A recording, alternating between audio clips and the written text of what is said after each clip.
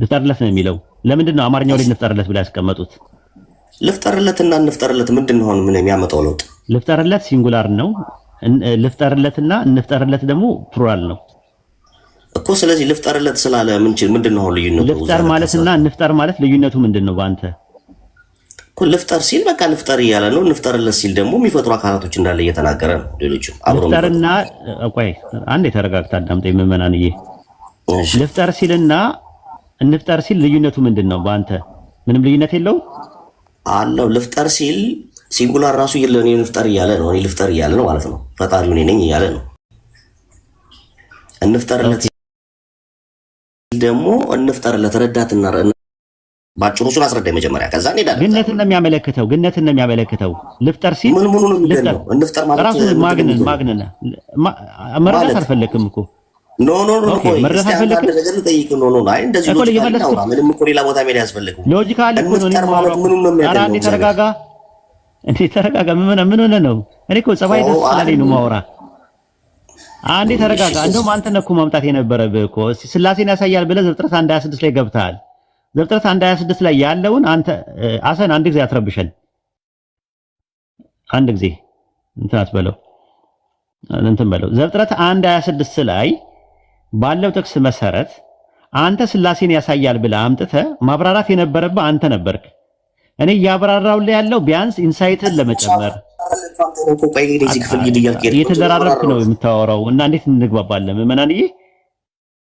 እየተደራረብክ እኮ ነው የምታወራው። ጸባይ ጥሩ ሆኖ ደርባባ ሆነ ትደራረባለህ፣ ስታወራ ኦቨርላፕ ትፈጥራለህ። ያ ደግሞ እንዳንግባባ ያደርገናል ራሱ ማለት ነው። ዘፍጥረት 1:26 ላይ ስላሴን ያሳያል ብለህ ያልክበትን እሺ አንተ ንገረን። ይኸው ደቂቃ ልስጥህ። እሺ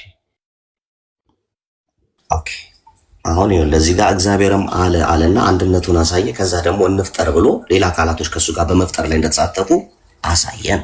እሺ ዘፍጥረት 1:26 ላይ አውጣና አሳየኝ። እነዛን አካላት ስለ አካላቶች ያወራል ብለህ ያልክበትን ግራማቲካሊ አሳየኝ። እንፍጠር ሲል ሌላ አካላቶች ከሱ ጋር በመፍጠር ውስጥ እንደተሳተፉ እያሳየ ነው እያለው። አያሳይም ነው የምልህ። ምክንያቱም ኤሎሂም የሚለው ቃል እኮ እንፍጠር ሲል ምንድነው ስልህ እኮ አንተ እንፍጠር ሲል ታዲያ ማንን ነው ስልህ እኮ እንፍጠር የሚለውን በሲንጉላር የነበረውን በፕሉራል አድርጎ ሲጠቀም አምፕሊቲዩድን ያሳያል ነው እያልኩ ያለሁት። ና የምትለዋ ነገር ገነት እግዚአብሔር ራሱን ቆይ እዚህ ጋር እንጨርሰው። እሺ እግዚአብሔር ራሱን እያገነነ ነው እንፍጠር ብሎ። አዎ ምን ነው የሚያገነው? እግዚአብሔር ራሱ ይገነና አይደል እንዴ? እንደዛ ነው እኮ እንደዛ ነው ይጠቀማል። አይ ነው የገነነ ነገር ምን ነው የሚያገነው? እንፍጠር ብሎ ያገናል በማግነን ይጠቀማል ነው የምልህ። ግራማቲካሊ እንደዛ አይነት ነገር ይጠቀማል። ምን ነው የሚያገነው? እግዚአብሔር ክብሩን ያገናል። እንፍጠር ብሎ አብዝቶ ክብሩን ያወርዳል እንጂ ሲጨምር በመፍጠር ላይ እንፍጠር ብሎ ሲጨምር ክብሩ ይወርዳል እንጂ። እዛው ላይ ምዕመናን እዛው ላይ ዘፍጥረት 1:26 ላይ ኤሎሂም የሚለው ግነትን ነው የሚያመለክተው ወይስ ብዜትን ነው የሚያመለክተው? ምኑ እዛው ላይ ዘፍጥረት ላይ ምንድነው የሚለው? እግዚአብሔርም አለ የሚለው በዩሜር ኤሎሂም ነአሴ አዳም አለ።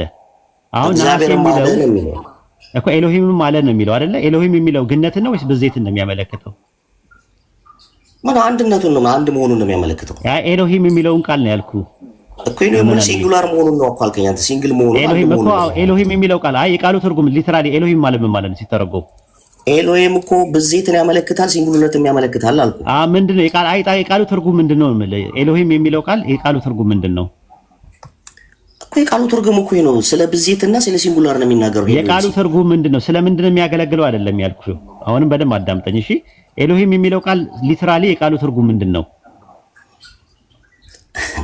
እኮ? ይሄ ነው የቃሉ ትርጉም ትክክለኛው ብዜትንና ሲንጉላርነትን የሚያመለክት ነው። ኖ አይደል? ኤሎሂም የቃሉ ትርጉም ምንድነው? እግዚአብሔር ኤሎሂም ብሎ ሲገባ ለምሳሌ አታዳምጥም ማለት ነው። አንዴ ክፈሽ ዘፍጥረት 1:26ን አንዴ ዕብራይስጡን ክፈትለት። ኤሎሂም ማለት የቃሉ ትርጉም እንግዲህ መረዳት ካልፈለክ አንተ እኛ እየከፈትን እናሳያለን። አንዴ ክፈትለት ሐሰን።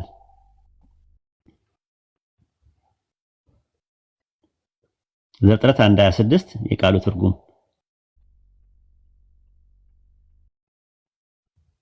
ኤሎሂም ማለት ምን ማለት ነው? የቃሉ ትርጉም ምን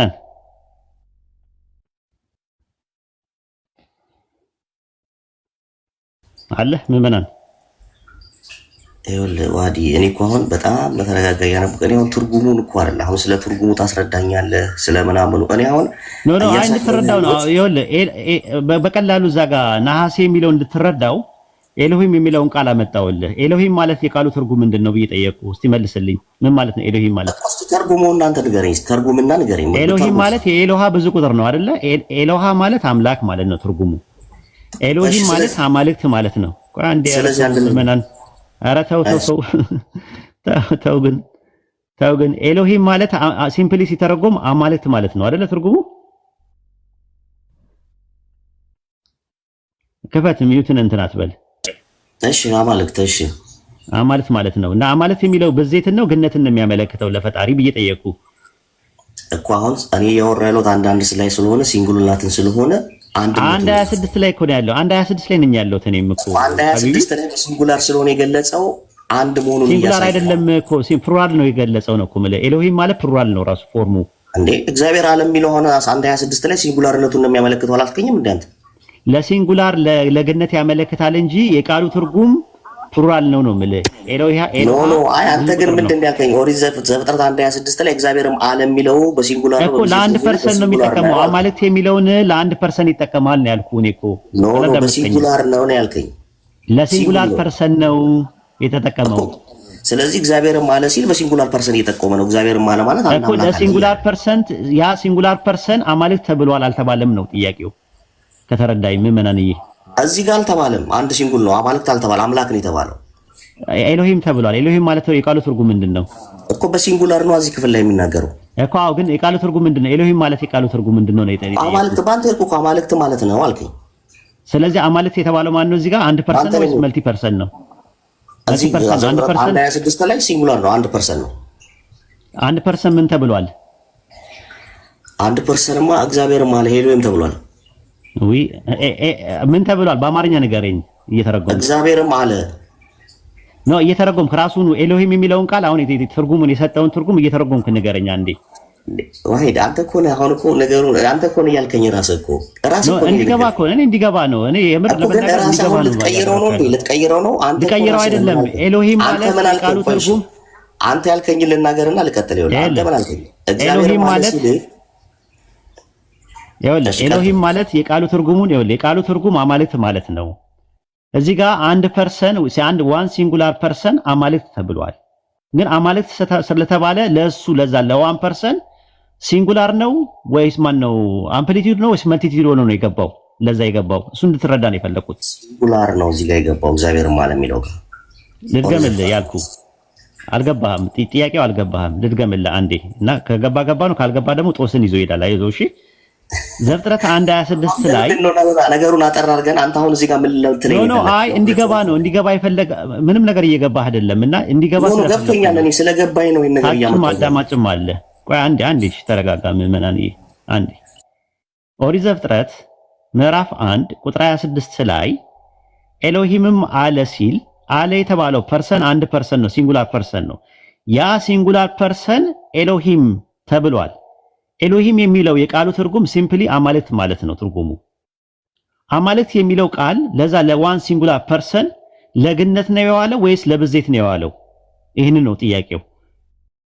ነሐሴ የሚለው እንድትረዳ ስለፈለኩኝ ነው፣ በቀላሉ ለማስረዳት አሁን ሚዩትን አንሳና እንትን በል። ይኸውልህ እዚህ ጋር እግዚአብሔርም አለ ሲል አሁንም ድገመው እስኪ። ምንድን ነው ያልኩህ? አንዴ ድገመው። እኔ ያልኩህ ወይስ ለብዜት ነው ወይስ ለግነት ነው የገባው ነው ያልከኝ? ምንድን ነው ያልኩህ? ለብዜት ነው ኤሎሂም የሚለው ያልኩህ ድገመው። ኤሎሂም የሚለው እዚህ ጋር ለግነት ነው ለብዜት ነው የገባው? አዎ ለአንዱ ፐርሰን ለሲንጉላሩ ፐርሰን የገባው ለብዜት ነው ወይስ ለግነት ነው የገባው? አማልክት የሚለው ቃል ለግነትም ለብዜትም አይደለም፣ ሲንጉላር መሆኑን ሊያሳይ ነው የገባው። ኤሎሂም እዚህ ጋር ሲንግል መሆኑን አንድ መሆኑን ነው የገባው። ለብዜት ኤሎሂም የሚለው የቃሉ ትርጉም ሲንጉላር ነው ወይስ ፕሉራል ነው? የቃሉ ትርጉም ሲንጉላር እዚህ ጋር የቃሉ ትርጉም ኤሎሂም የሚለው ቃል ነው። የቃሉ ትርጉም ምንድነው? እንዴ ነገር አማልክት ነው እኮ አልክ አንተ። አማልክት ማለት ነው እኮ አማልክት የሚለው ለአንዱ ፐርሰን የገባው ለዛ አማልክት የሚለው የብዜቱ ቃል ብዜት ያለው ቃላት ለዛ ለአንዱ ፐርሰን የገባው ግነትን ለማሳየት ነው። ብዜቱን ለማሳየት ነው የገባው። ብዜቱንም ግነቱንም አይደለም፣ ሲንጉላር መሆኑን ለማሳየት ነው የገባው።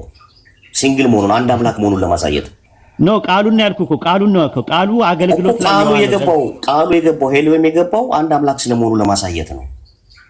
ኤሎሂም የሚለው አማልክት እኮ ነው የሚለው። ስለ አንድ አምላክ አያወራም እኮ እዛ ጋር አንድ አምላክ ሁለት አምላክ የሚለውን ነገር አይደለም የሚዘረዝረው። ለዚህ ለብዜት ብቻ አይገባም አልኩ። ለብዜት ብቻ አይሆንም። አማልክት ለሚለው ብቻ አይደለም አምላክም ለሚሆነው ይችላል ይሆናል። አንድ አምላክ ለመሆንም ይችላል። አምላክ ለሚለው የዕብራይስጥ ቃል ምንድን ነው የሚጠቀመው? ማለት አምላክ ለሚለው አምላክ ኤሎሃ ነው ወይስ ኤሎሂም ነው የሚጠቀመው? አምላክ ለሚለው ለሲንጉላር ቃል አሁን ዕብራይስጡ ላይ እኔ እንትኑ የለኝም ሙቀቱ በደንብ እውነት ለመናገር እኮ የለም እኮ እሱን እኮ ላስረዳ ስለፈለኩኝ ነው። በቅንነት ነው ማወራ ታውቃለህ። ኖ እኔም ገባኝ።